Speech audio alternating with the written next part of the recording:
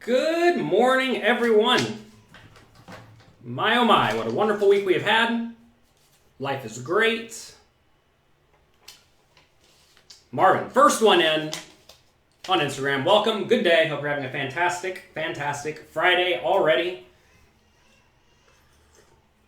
We're having a little coffee.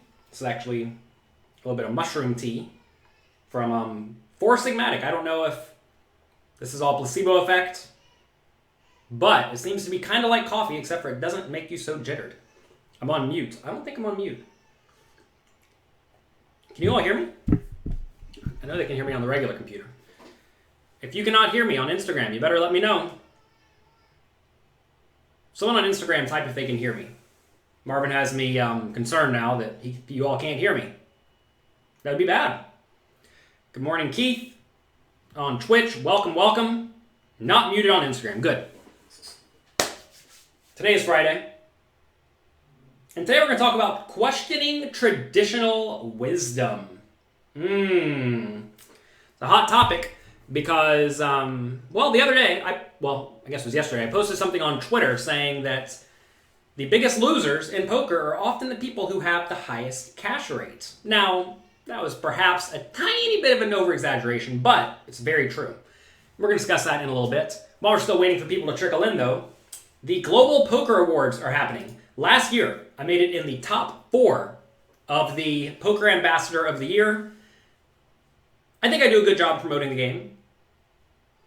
And I know a lot of you think I do the same. So if you appreciate the work I do here, if you enjoy a little coffee and Weekly Poker Hand and PokerCoaching.com and all my books and all my blogs, all that, if you have bettered your life at poker because of me, please go now to globalpokerawards.com. Here, I'm going to do it myself in this other browser.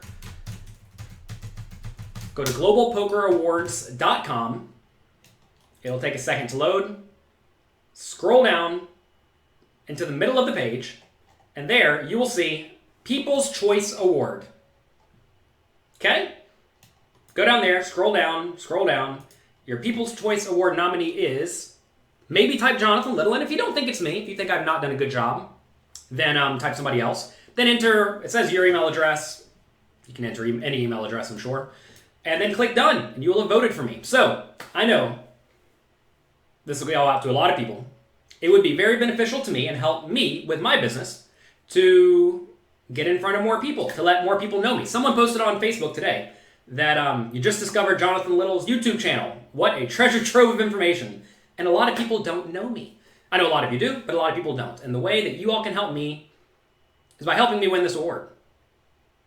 Awards are a little bit silly because, listen, it's kind of a popularity contest. And to be fair, it's going to be tough to win. There are a lot of very, very great ambassadors out there. Andrew Neeme won last year. Very, very great ambassador for the game. Certainly deserving of the win. But for all of you here, I would appreciate it. Listen, you all spend an hour of your day with me 3 days a week at least. Hopefully I've benefited you. If I have, please go to globalpokerawards.com and cast a vote. Keith said he voted. Thank you, Keith. I appreciate it. All right, today we're going to talk about questioning traditional wisdom. We had a lot of pushback on Twitter from the most recent tweet of basically the biggest losers are the people who cash the most. Well, first things first. It's well known that if you play a strategy that leads to a lot of cashing, you are going to win the tournament way less often than someone who does not. Okay? So let's just think about it straight from math. Let's pretend like you have 2 different players, okay? One who cashes 30% of the time when 15% of the field gets paid, which is going to be the assumption for this. But they never win. They always min cash. Well, they're going to get, let's say, even 2 buy-ins back. Let's say min cash is big. They're going to get 2 buy-ins back 30% of the time, so they get 6 buy-ins every 10 tournaments. Okay? But that's not good, because they put in 10 and they're only getting back 6. Minus 40% ROI. It's terrible. Terrible player. Okay? So we have one form of terrible player who min cashes a lot, twice of what, quote unquote average is. And that's terrible. What if we instead had someone who cashed only like 5% of the time, but when they cashed, they won 100 buy-ins? Obviously, that's an exaggeration. But clearly then, they're going to cash, 1 out of 20 tournaments, but they're going to win 100, so they have 400% ROI. That is definitely over-exaggerated. But it is certainly somewhat how the real world works. Now, some people took this to say, obviously someone with 30% ROI, 30% cash rate is going to have a higher ROI than someone with 7% cash rate. And that's not what I'm saying. The biggest winners have about 20-ish% cash rate, okay? Which is more than average. And that's fine. Very, very standard. So, why do the people with the biggest cash rate actually lose the most money? Now, I'm not saying they have the lowest ROI. It's a very different thing. Because the lunatics, the insane people, have the lowest ROI. The reason they have the lowest ROI, in my opinion, and I mean, this, if you talk to the backing companies, they'll tell you this is true, is that essentially these players put in a lot of volume because they don't actually think they're doing anything wrong. People who are having some quote-unquote success by min cashing a decent amount of the time, they get rewarded. They feel rewarded in their mind. I mean, look around in any tournament. Whenever people get in the money, what do? They all clap and cheer and celebrate. Whereas in reality, nothing great happened, right? They got 1.5 buy-ins back or whatever it is. Dale Negreanu did a small sample size study a long time ago in the World Poker Tour, back when they paid 10% of the field, okay? Keep that in mind. They paid 10% of the field.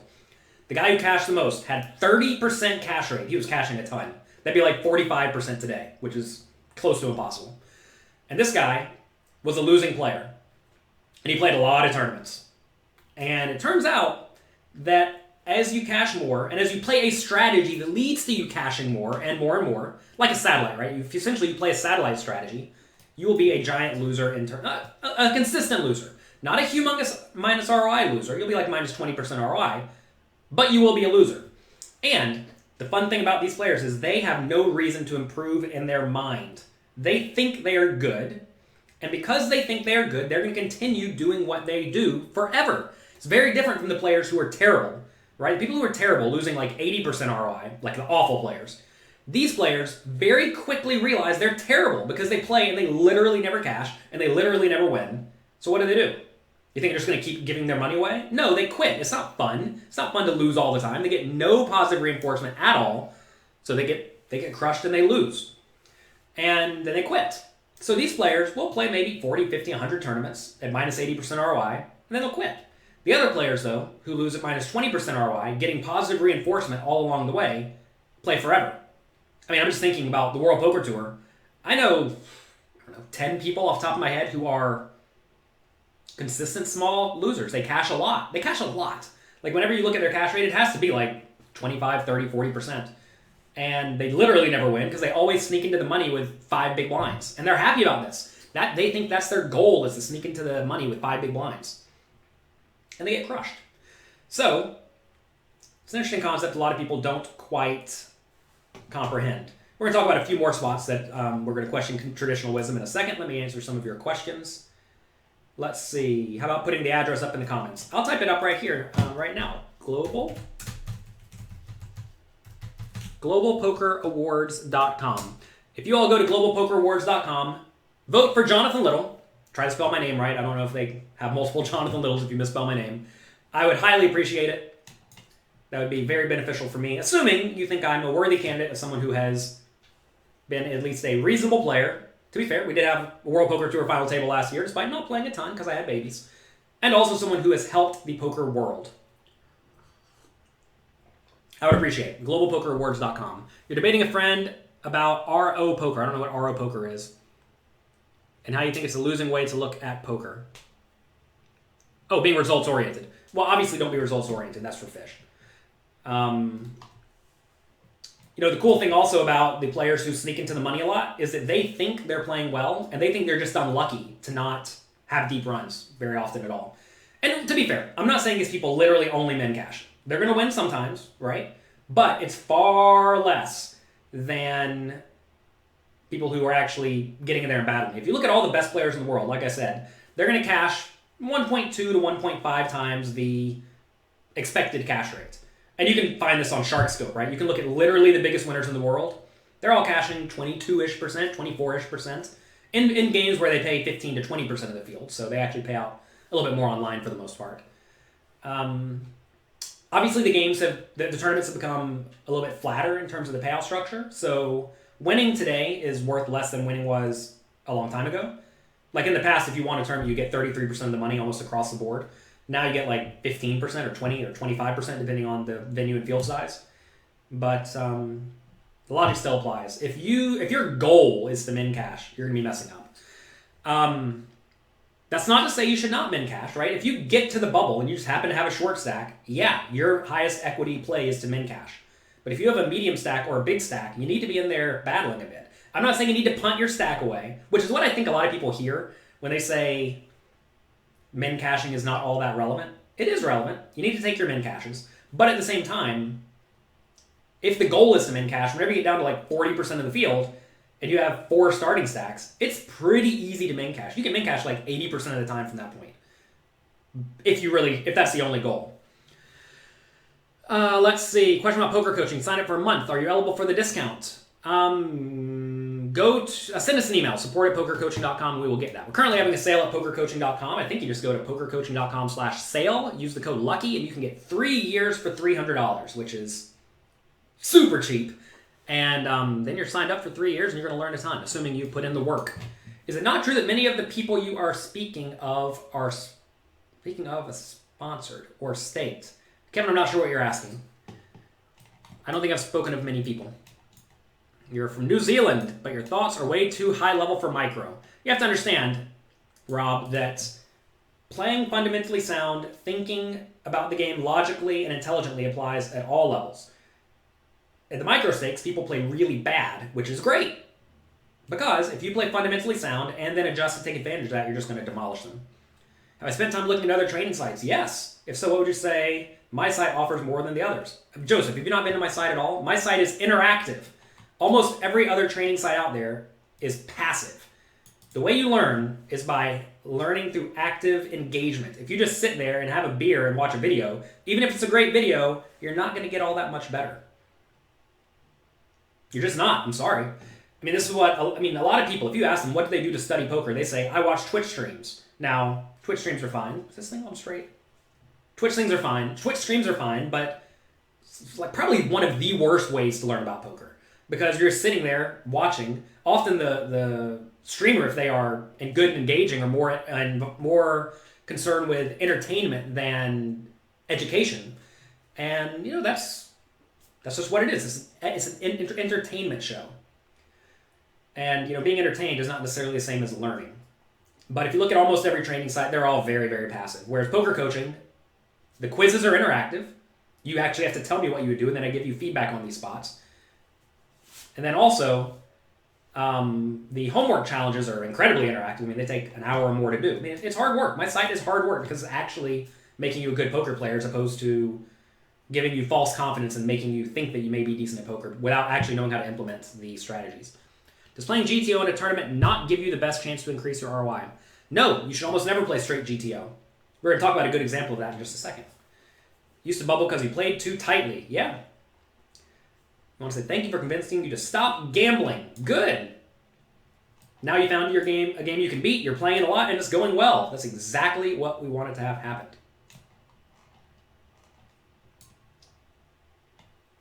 All right, let's see. Alan Kessler is the min cash master. To be fair, I think Alan Kessler is probably a small winner. He's actually not even really the min cash master. I mean, certainly cashes a lot, right? But Alan is a good example of someone who I think is very clearly not a big winner. Like, Alan's not going to have 100% ROI in a tournament. But he's going to be able to make some deep runs. I mean, if you look at his results, he does have some scores. It's not like just straight min cashes across the board. And also, I don't know what his cash rate is. It's probably high. It's probably like 30%, 28%, which is probably too high. And that's why he has probably 20 or 30% ROI instead of 100.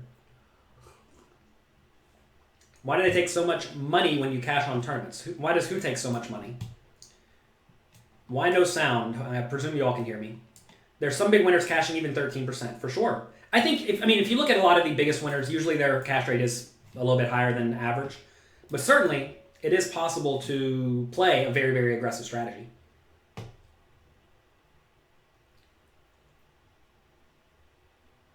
Kessler is a soda thief. I'll tell you about Alan Kessler. Every time I have food and he walks by me, he's like, oh, can I have some of that?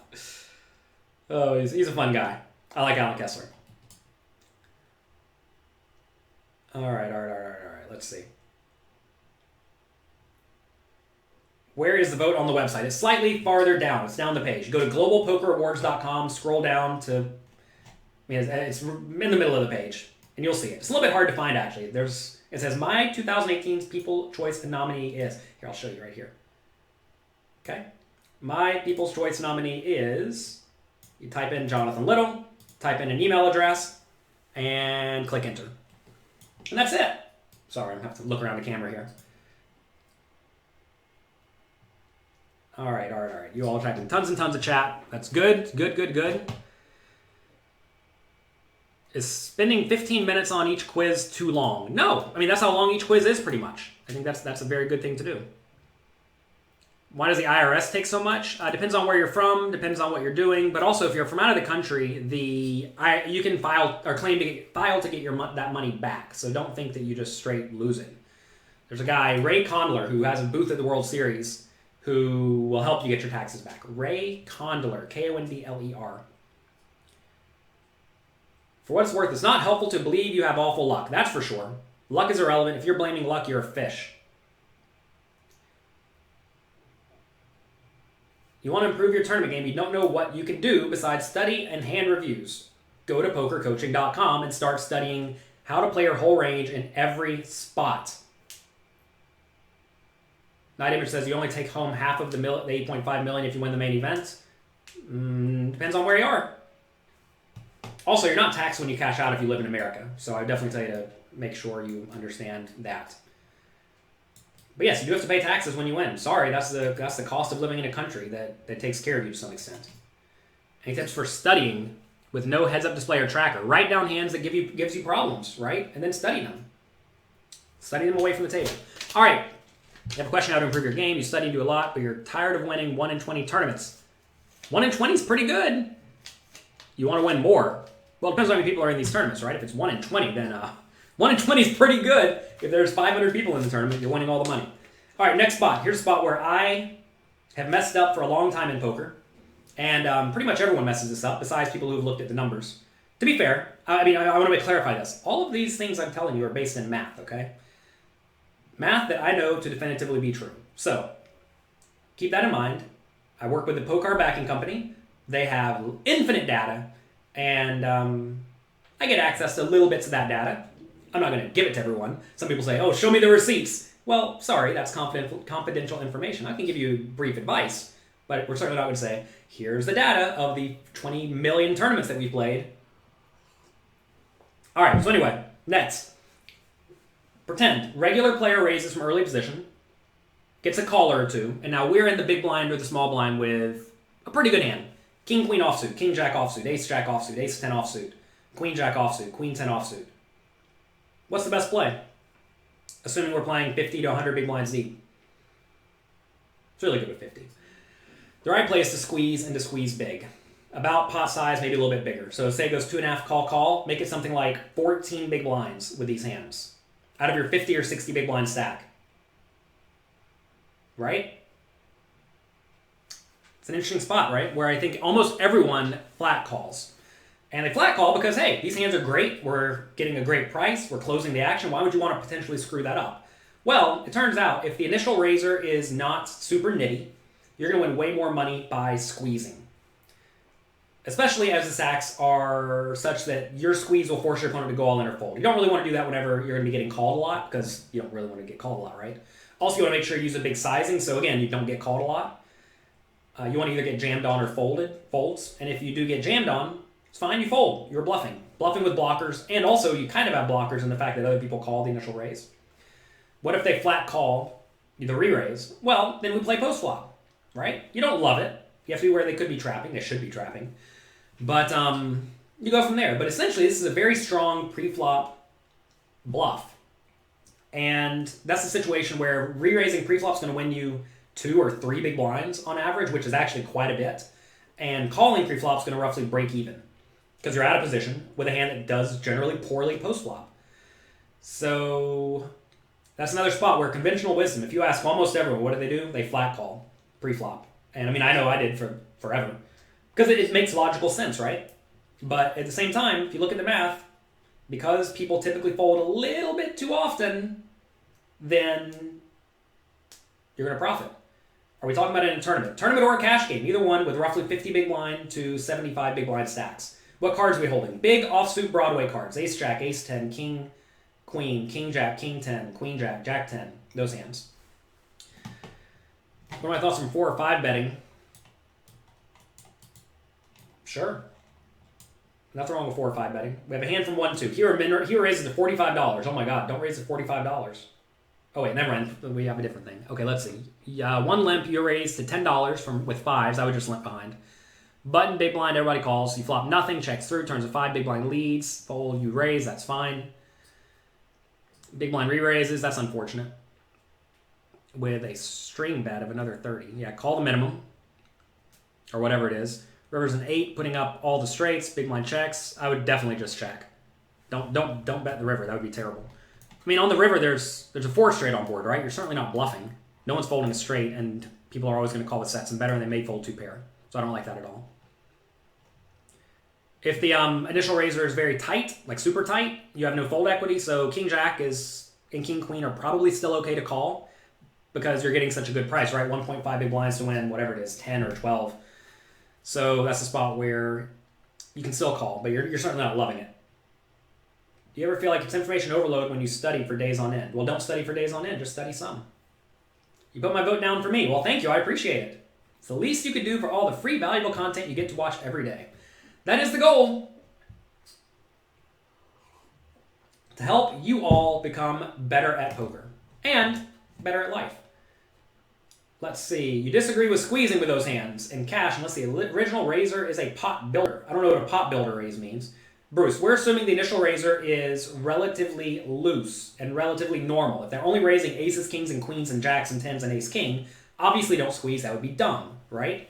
But if they open 9-8 suited, pocket 4s, pocket 6s, ace-jack offsuit, if they're opening these hands and they're competent and they'll fold it to a 3-bet squeeze, 3-bet squeezing becomes amazing. And fortunately, Bruce, it doesn't matter if you disagree because I have the math to back it up. If these combinations are suited, do we call? Yes, you should be calling with the suited ones because you really don't. They play much, much better post-flop. And it's good to have those hands in. It's good to have king, queen in your re-raising range and in your calling range, and having splitting it by the suited ones and calling off-suited and re-raising allows you to do that. Also, Bruce, I did not necessarily say loose. I said normal. Normal people open 9-8 suited and pocket 6s and ace-jack offsuit under the gun. These are normal. If they're loose, then it becomes even better, right? In PLO Cashkins in the small blind, is it mainly 3-bet or fold versus an open? No. I don't think so. More so in no limit hold'em because you want you flop better in PLO a lot of the time, which allows you to not fold so often. Joe says I have the math and lots of earnings. Yeah. Someone says what are my 3 biggest wins? We won 2 WPTs. One of the trophies is that circle thing back there.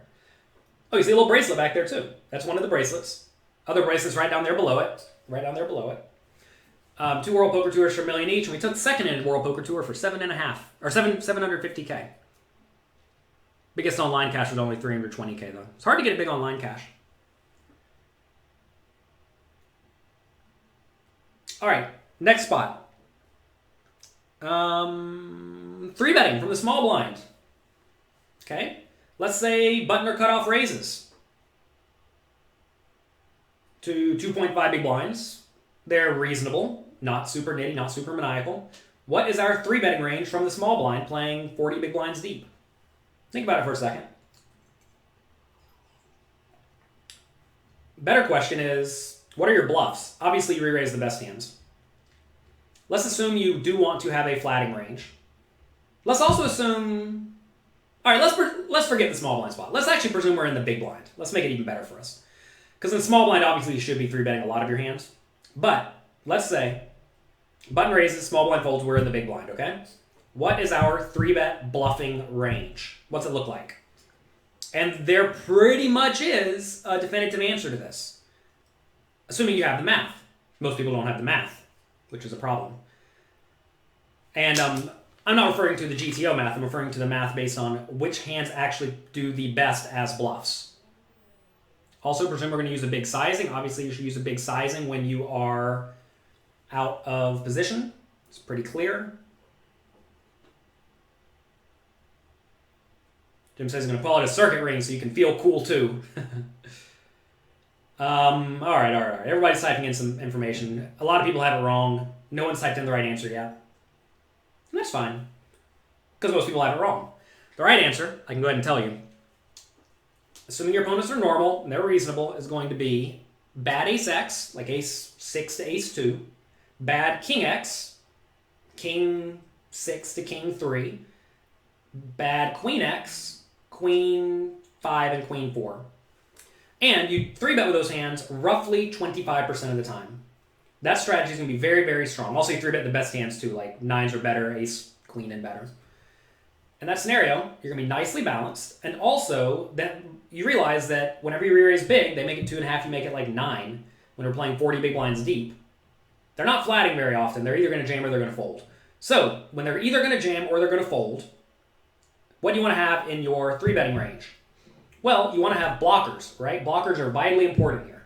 So, which hands have the best blockers? Ace X, King X, and Queen X. So there you go. As you see, we are weighted towards Ace X because we have more Ace X than the other ones. And you don't do this all the time. So if you have a hard time balancing, which you probably will, like how do you know which 25% of the time? Just instead pick 3 or 4 of the hands. Pick Queen 4, King 3, Ace 4, and Ace 5 offsuits. It's a pretty strong strategy. A lot of you are saying just to 3-bet like 30%. What does 30% mean? 30% can be comprised very, very differently, right? Some people are saying just a straight linear range, which I do not think is a good strategy at all. A lot of you are saying the suited hands, which doesn't make sense because you're not going to get flatted, right? So this is a spot where conventional wisdom is to just 3-bet your best hands. And that's it, because, hey, we're out of position. I mean, the guy's probably going to call us because we're out of position. And so people 3-bet small here. Where it goes 2.5 big blinds, they make it 7, which is awful. Awful, because you're going to get called every time and your opponent's not screwing up. You want to induce your opponent to make a mistake. So let your opponents make a mistake. Next. One more spot we're talking about where conventional wisdom is usually wrong. Let's say someone raises and we call on the button. Someone raises from middle position, regular player. We call on the button. Flop comes King 6-2. Okay? They bet 30% pot. And we see them continuation betting a decent amount. What are we going to do now? What is our continuing range? This is more of a question for pokercoaching.com where we can show your entire range. But in this scenario, we need to call with a ton of hands. What's the minimum defense frequency? It's 0.3 divided by 1.3. So that is, 75%? So we need to defend 75% of our range? What does 75% of your range look like on King 6-3? What's it look like if your opponent's actually continuation betting 100%? We need to defend even more, right? In this scenario, it's going to be stuff like Queen Jack on King 6-3. It's going to be any hand with backdoor draws. It's going to be, obviously, any pair, any ace high. But the defending range is quite wide. And interestingly enough, if you're folding these hands, it is right for your opponent to be continuation betting with any 2 cards for a small amount because you're folding too much. But if you defend appropriately, which is calling and or raising, usually calling in this spot, but calling with a very wide range and getting to the turn with some hands that feel like they have little to no potential, like Queen Jack, for example, that's going to be way, way better than just straight up folding. Because we're getting amazing pot odds, we're in position, and our opponent is probably making an error by betting 100% of hands here. Interestingly enough, in this scenario, the opponent should be doing a lot of checking. When you're out of position, if your opponent plays perfect GTO, you need to be doing almost entirely checking in a large number of spots. You can run it in the solvers. You'll see exactly this. Now, if your opponent's calling on the button way too wide, that all changes. Now you get to bluff a lot. But if your opponents play well, you have to do a ton of checking, especially on boards that are better for your opponent, like King Jack 6, for example, is great for the button caller because button should be 3-betting the best hands and some junk. So their calling range is a lot of strong medium strength hands that are going to connect very well on that flop. So in that scenario, you have to check 100%, which is, it's tough, right? To be fair, when you're checking 100% out of position, the plan is not to just check fold. The plan is to check raise a decent amount with hands that have draws and good mate hands that are vulnerable but strong, like top pair, top kicker, right? So this is a spot where most people, their natural inclination on king 6-3 is to fold everything besides pairs. And that's going to result in them folding 70% of their range, give or take, maybe more. And I just told you need to defend with 75%. So they're calling 30, but you need to defend 75. That's a big mistake. A big, big, big mistake. And you're going to get crushed. The thing is that a lot of these situations have been solved using computers, and a lot of people have the data required to solve these problems. But things like the minimum cash issue we talked about at the top of the show, people don't have the data. And it's very important to be able to think outside the box and don't just think who's losing the most money on this individual tournament. Think who is losing the most money long term. What is the actual psychology of a human? If anyone goes and they play a game and they lose almost every single time, they're either going to do one of two things. They're going to quit, so they stop losing completely, or they work really hard to get better. And then they're not going to be losing as much, right? Then they go down to those players who typically start to play better. So it's very important to understand exactly how people think. And like right here in the spot, whenever flop comes king 6-3, how do most people think? When you make a bet, they think, oh my god, he made a bet, he probably has a king, so I'm going to fold. And that's it. If your opponent is playing perfect GTO, exploit him. You cannot exploit a perfect GTO player, James. That's the problem with perfect GTOs. You cannot exploit them. When defending, do we still re-raise the bottom of our range? Not exactly sure what spot you're talking about, but you need to be doing a lot of calling on king 6-3 because your opponent has aces, kings, sixes, ace, king, king, queen, etc. You may not have those hands in your range. So your opponent has a nut advantage there. They have more nut hands than you, but you are very often in fine shape based on range advantage. You're 50-50, give or take. Most regs in cash games simplify to check, range, out of position versus in position caller. Yeah, it's not a bad strategy. Good morning, good morning, good morning, everyone. My head just exploded with that nonsense. Look, it takes a lot to make my head explode.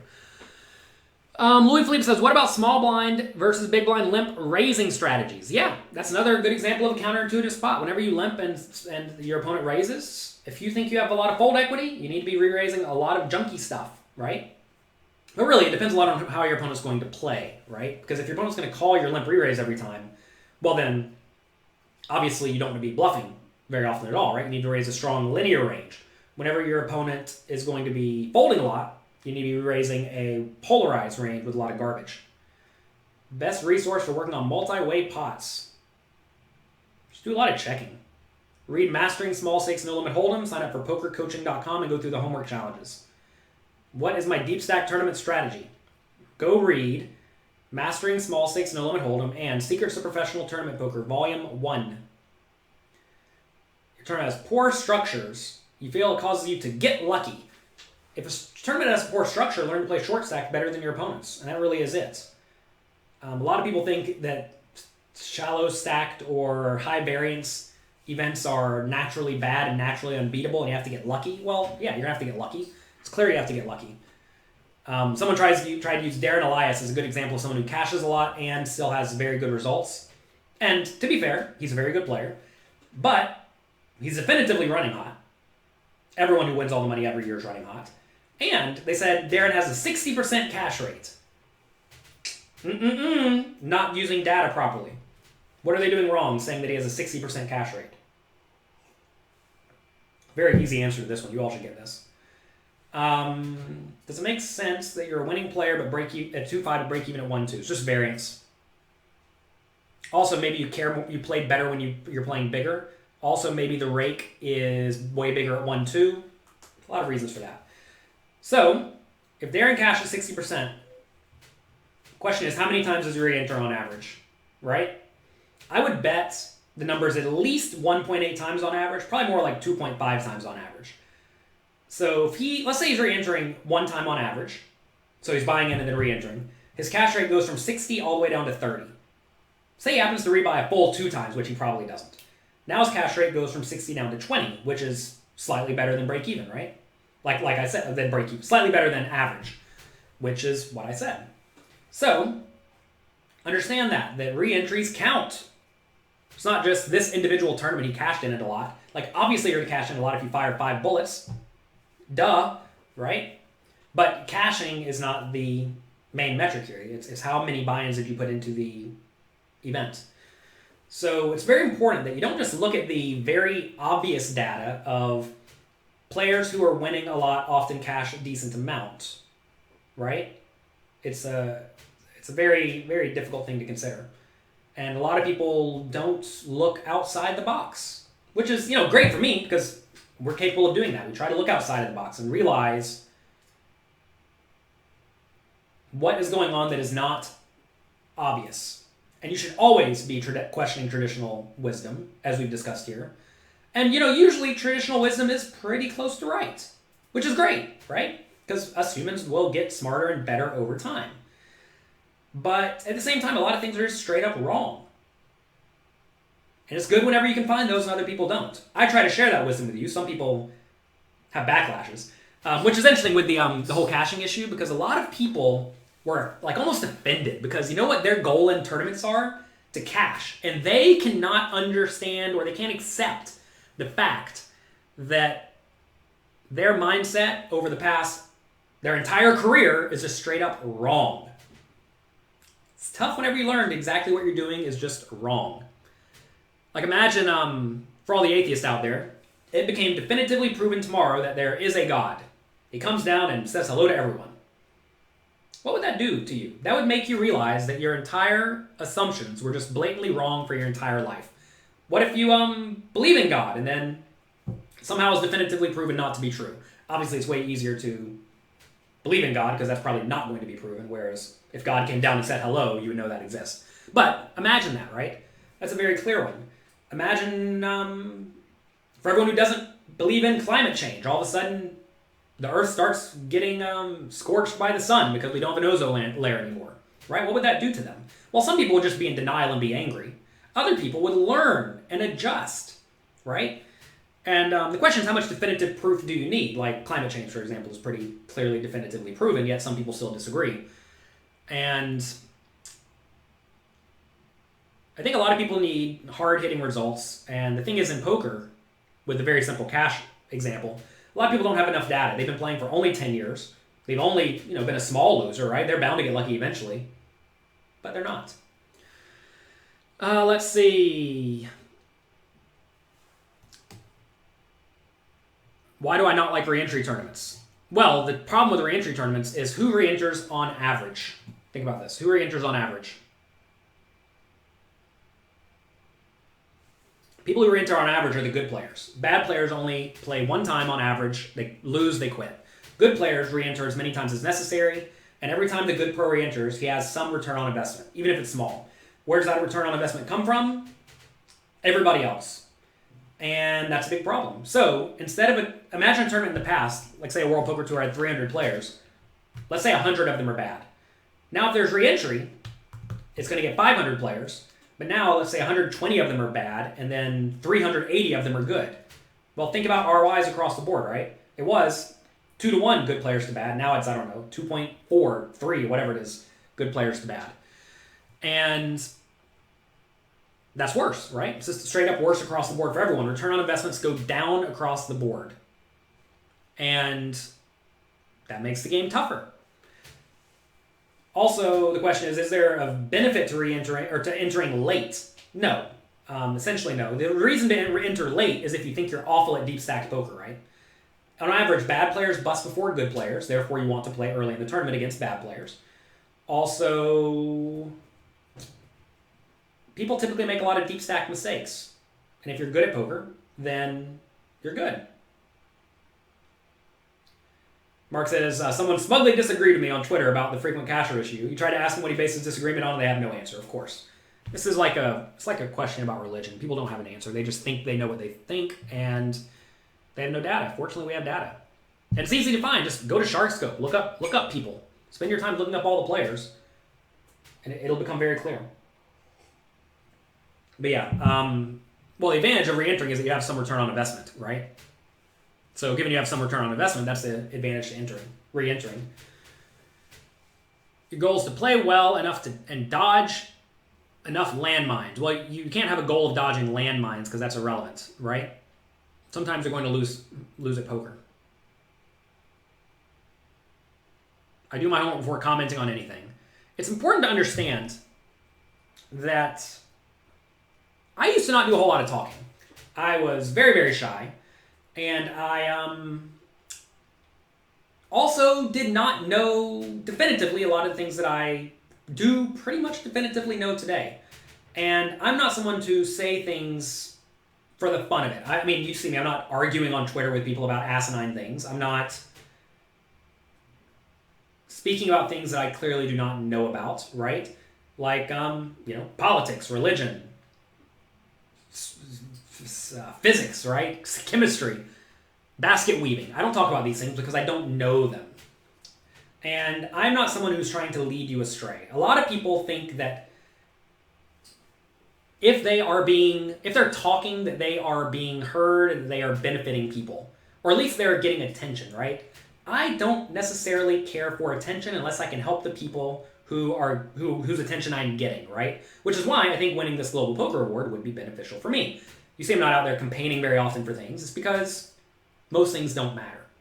So we're going to campaign for the Global Poker Awards. If you think I've been beneficial to you over the last year at all, I would appreciate it if you go right now to globalpokerawards.com, scroll down to the middle of the page for the People's Choice Award nominee, type in Jonathan Little, type in an email address, and click done. Doesn't have to be your email address. Put in any email address, and that would be very beneficial to me. I know this video is going to get 8,000 or so views. I bet 8,000 votes is going to be plenty. I hope I benefited all of you, so I would appreciate that. Can we see that PokerStars trophy up close? PokerStars trophy. This trophy is from... see if we can see. Can't really see. See if you can see it here. Can't really see. This is from 5,000 euro, no limit turbo, six-handed, champion. Remember this tournament? This was in Prague. I played a 5,000 euro tournament. They have a turbo at the end of all these series, which I think are great because they're essentially like a turbo sit and go, and I have a lot of experience in those. And remember, I got heads up against Connor Drennan, very good player, and I proposed an even chop because there was... oh, look at that nice reflection. I proposed an even chop because there was a 2,000 euro tournament starting that we could late register for. He said, no, I want a value. I said, nope, we'll play. And then I beat him with I beat him 2 minutes too late because then we couldn't register for the 2,000 euro tournament. But I got more money, so that's good. Anyway, that's what this is. Whoa. What's that? Where's that shark trophy from? That's from my mother. My mom gave me that, and I figured, hey, we might as well put it here for a while. How many players were in that tournament? I don't know. You can look that up. If you ever want to look up someone's results, go to globalpokerindex.com, type in their name, and it will give you results on them. Where do you find optimal push fold information? Go to jonathanlittlepoker.com/app. I have an app that will give you perfect GTO push fold information. It's completely free. There's also a quiz feature. There are calling ranges. It's completely free. I'll show it to you real quick. Let's see. Make sure the link works too. Kill 2 birds with 1 stone. 4 birds. All right. Here's a push fold app. It's not going to show up perfectly here, but we'll do our best. As you can see, 6 big blinds on the button, 12.5% ante. You can also go down here to ante type big blind, and it'll change that for you. Here's a calling range. Great thing about this app is you can actually use it at the table. Maybe not in a hand, but actually at the table. So say you decide to fold this hand, you can click next and go to the next hand and next hand and next hand. Say you steal, you go up 2 big blinds roughly.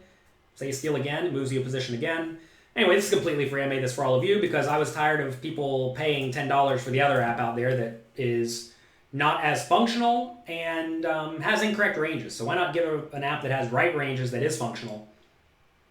So anyway, that's it. jonathanlittlepoker.com/app. How do you vote for me in the awards? Go to globalpokerawards.com, scroll down to the middle of the page. That is where the voting form is. To get the app, go to jlpoker.com/app. You can also download it on the iTunes or Android App Store. It works on any browser. It's completely free. I try to put out good resources for all of you because I know when I was growing up, I didn't have any good resources, and I had to make all my own resources and find all my own resources, and it was a bit of a pain. So, I don't want you to have to go through all the pain that I did. A lot of you are giving me your votes. Well, thank you. I appreciate it. What advice would I give myself 12 years ago? Put in more volume. I put in a lot of volume. More than almost everyone, I would tell myself to put in more volume. Any advice for playing against loose guys on the button and cutoff in the blinds? Call a lot and re-raise a lot. Oh, if you're playing shallow stack, just jam a ton. Yeah, jam a ton. Jamming's great. I don't know. What else would I tell myself? I would have told myself to move to cash games faster.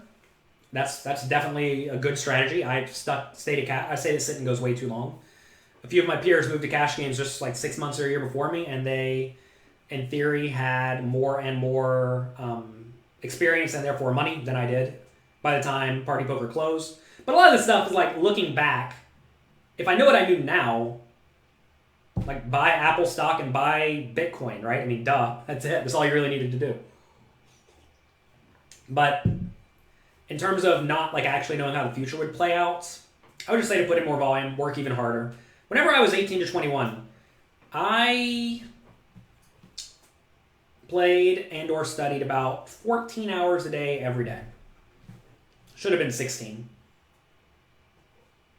And I should have done it longer. I should have kind of ignored live poker for an extra year or two when online was great. So that's it. Did the email for the patches go out? No, that's going to be like in a week or two or a month. I don't know. Give that time. When does the voting for the Global Poker Awards end? So let me go read their site. Global Poker Awards. So the way this works, this will close on the 28th at 11 p.m. Then they'll take the top 4 people. Last year we were in the top 4, thanks to all of you. Last year we were in the top 4. And then voting for that closes on April 3rd. So we're going to have to win twice. We're going to have to get in the top 4, then we're going to have to win. Last year we were in the top 4 with Daniel Negreanu, Doug Polk, and Andrew Neeme. And I don't know the way everyone finished, but I didn't win. Andrew Neeme won, and he was a very worthy winner.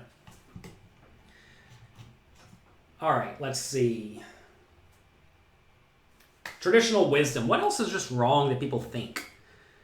There are a lot of things that may be wrong that people think, but they live as if the things they believe in are accurate.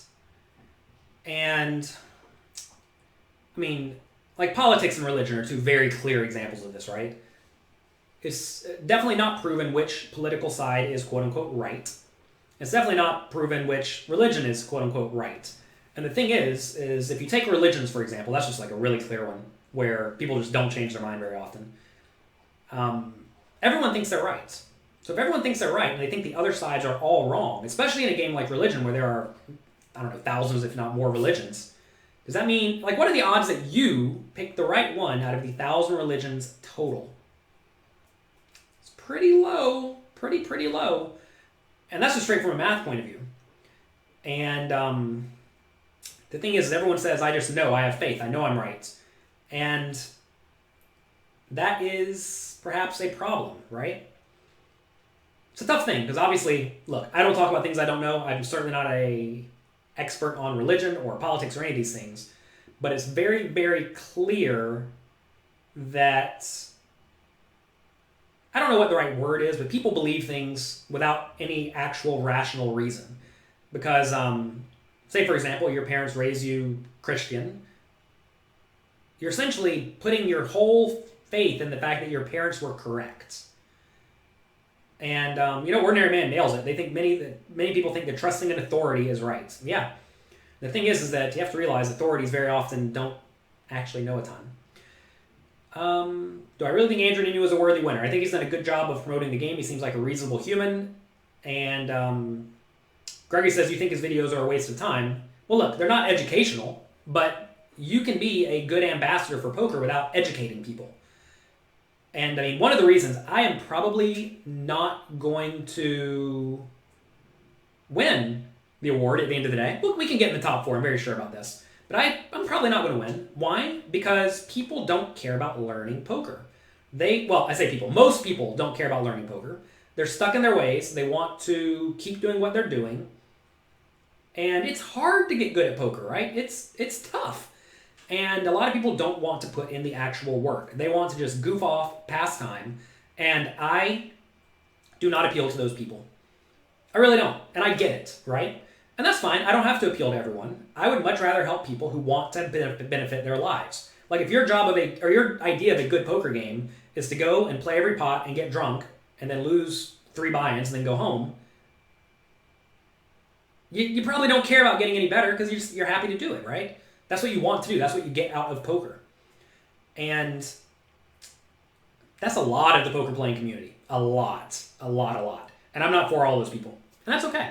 But there is a small chance we have definitely grown our market share over the last year. More people know me now. I mean, how many of you here have found me in the last year? Let me know in the chat. It has to be some real number of you. And if you think I've benefited you, then I would appreciate the vote. Can you vote more than once? You can vote one time on each device with a different email address. Nilsson says that's good for everybody else. Yeah, I mean, the fact that I don't appeal to everyone is good for everyone else because if I did, then that's great because the games would be tougher otherwise. All right, most people don't pick religion; they are indoctrinated from birth. Exactly, right? And that's why that was a very clear example. Whereas in poker, people are not indoctrinated from birth, right? They get to decide their strategy. To be fair, you don't get to decide your initial strategy. Whenever you go and you play a game, you have a natural strategy built into your brain. My natural inclinations were to be super nitty. I was like the rock of rocks. Super, super, super tight. And that was bad. And I realized I was bad, right? And so I learned. Because I was losing consistently. And I was smart enough to realize, probably because I had no money, I was a broke kid, that I need to get better. I need to get good. Otherwise, I'm just losing all my money. I mean, I was making like almost, I think, $10 an hour back at the time working in an airport, and I couldn't lose $10 a night. That was too much for me. So I had to learn. Otherwise, I would have to quit playing this game that I thought was great. So I learned and I got better, right? But my natural inclination in all games and in life, well, maybe not so anymore, but in the past was definitely to be very, very tight. Some people is the opposite. They're really gambling. They want to see every flop. They want to go all in, et cetera, et cetera. And that's fine, but you have to understand you're not... Again, let's go back to thinking about things like religion. Imagine in poker there are 50 different natural strategies people can have. Let's just pretend. There probably aren't really 50, but let's pretend like there are 50. What are the odds that your natural strategy is the right one? It's almost impossible, right? Especially given the right strategy is very, very intricate and very, very hard to naturally intuit. So, what are the odds that your natural strategy is the correct one? It's pretty low. So whenever you approach anything in life, you have to approach it from the idea that I don't know what I'm doing. The idea that I can figure this out is ridiculous. You can figure this out by studying from others who are already winning, which is what I did. I bought every book on the market. Whenever the first poker software came out, I bought that and studied it like crazy. And we got better. Silver says, you're floored by finding out how much poker content you put out there. I do a pretty good amount of work. I mean, to be fair, I've been home for the last few months. It's my full-time job. And I've been doing this for, only 12 years. Only 12 years. It's a pretty good amount of time. For what you can tell, you think about the game in a similar way to Polk and Fee. I don't know how they think about the game, but I think about the game from a fundamentally sound manner and then adjust based on whatever the opponents do incorrectly. You discovered me last year at the World Series of Poker when you didn't recognize me. Sorry you didn't recognize me. Definitely don't feel sorry for not recognizing someone. I don't know almost anyone, okay? I actually have a large amount of celebrity people who I teach to play poker, and I think the reason they like me is because I don't really know who they are. It's pretty interesting because the fact that, they're just normal people, right? We're all normal people. And you're certainly not expected to know me. I'm not expected to know you if we've never interacted, right? So, people just want to be treated like humans. Don't worship people. Don't put people on a pedestal. Obviously, you can aspire to be more like people. And to be fair, I've surrounded myself with mentors who I really want to be like one day. And I work hard to be like them. And I'm sure some of you want to be like me, and I'm sure if I knew you personally, I would want to be like a lot of you. So it's important to realize that we are all humans and we're all just doing the best we possibly can. At least if you're a reasonable human. Some people are terrible humans, but if you're a good, reasonable human, that's what you're trying to do. Have I plugged the new special on the site? Yeah, go to pokercoaching.com/sale. Check it out. You can get 3 years for only $300, which is the price of, well, less than 1 year normally. And you get 10 bonus videos. I don't know if you all know this. We have lots and lots of 4-hour webinars. Many I've done by myself. Some we've done with other world-class pros. We've worked with a wide range of them. I play well with others, which I think is one of the reasons I've been successful. Let me show you. For this book, Excelling at No Limit Hold'em, I worked with all of these people. It's a wide range of people. Right on the top row, we have Olivier Bousquet and Phil Hellmuth, who get in spats every once in a while. At least they did in the past. Because they're very different, right? But somehow we bridge the gap. We get these people to work together on this book. We also have Chris Moneymaker, Liv Boree, Scott Clements, Matt Affleck. Lots and lots of great people, right? And I've made webinars, live webinars with almost all of them that you can get. Whenever you sign up for 3 years, you get access to 10 of the webinars out of the, 50 that I have available. And it's a heck of a learning tool. Assuming you actually care about getting good at poker. I'm a legend. I'm too young to be a legend. I always have a logical and understandable approach to the game. Well, thank you. I'm glad you enjoy it. Will Mr. James play poker? Probably. At what age will I start teaching him? As soon as he can hold the cards and not eat them. If you have an iPad, there's an app. Yes, we have lots of apps. We have the Float, the Turn, Push, Fold app, etc., etc. What happened to the blonde lady you were dating when you were showing your fridge in that interview? That lady was not blonde. She had brown hair. She's long gone. Not dead. She's just not in my life. I mean, I guess in theory she could be dead. I hope she's not dead, but she's not in my life. If you already have 2 years and like to extend, go to support@pokercoaching.com. $3.65 a day. It's a hell of a value, indeed. Are you at the point in your game where you never bust on day one and always bag chips? No, that's not the case for anyone. Absolutely not. The idea of I need to bag chips is irrelevant. Get that out of your brain. That's another good example of something that people celebrate. They think getting a bag is a big deal. It's like, no, I made it through the day. I made it through half the field. Whoop-de-doo. You are supposed to go broke a lot of the time in tournaments. Obviously, you're not supposed to be the first ones out, and that actually is a relevant stat. If you're like the first one out all the time, you're probably doing something wrong. But certainly not that big of a deal. Louis Philippe says you have faith in the pokercoaching.com church. Well, good.